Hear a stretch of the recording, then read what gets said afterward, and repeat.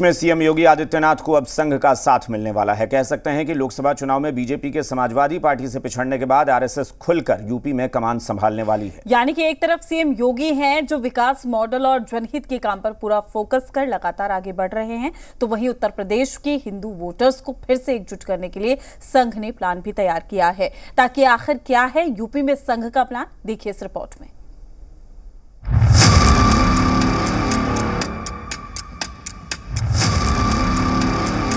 योगी को मिला भागवत का साथ। संघ का प्लान, यूपी में फूकेंगे नई जान।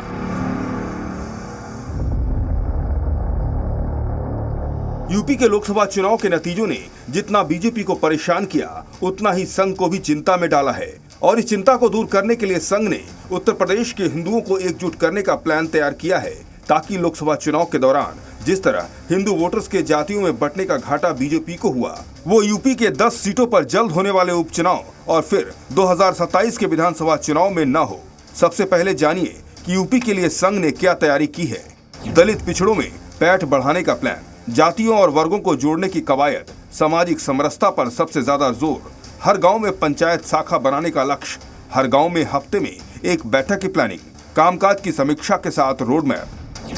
अपने लक्ष्य को पूरा करने के लिए संघ ने प्लान पर काम भी शुरू कर दिया है। लखनऊ में पूर्वी क्षेत्र के संघ पदाधिकारियों की 4 दिन की बैठक जारी है। आज इस समीक्षा बैठक का दूसरा दिन है। लोकसभा चुनाव के नतीजों के बाद अब उत्तर प्रदेश पर पूरी तरह से संघ ने फोकस कर लिया है। इसी कड़ी में राजधानी लखनऊ में संघ के सर कारवाह दत्तात्रेय लखनऊ में लगातार बैठक कर रहे हैं। कल से वो लखनऊ दौरे पर हैं और अपने 3 दिवसीय दौरे के दौरान दत्तात्रेय तमाम तरह की बैठकें जो हैं वो करते हुए नजर आएंगे। इसके साथ साथ संघ की बैठक खत्म होने के बाद एक समापन बैठक होगी और उसके बाद सरकार, भाजपा और संघ के बीच समन्वय बैठक भी आयोजित की जाएगी।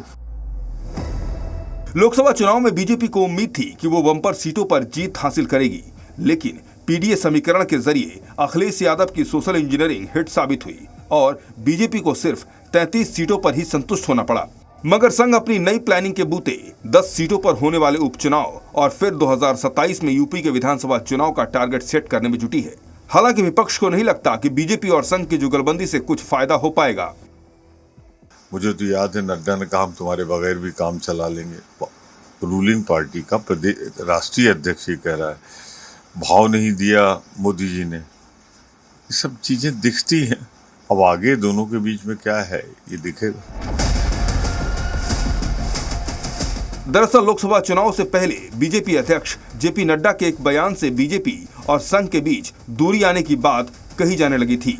एक अखबार को दिए इंटरव्यू में नड्डा ने कहा था, पार्टी उस समय से विकसित हुई है जब उसे आरएसएस की जरूरत थी और अब वो सक्षम है और अपना काम खुद चलाती है। आरएसएस एक वैचारिक मोर्चा है और अपना काम करता है।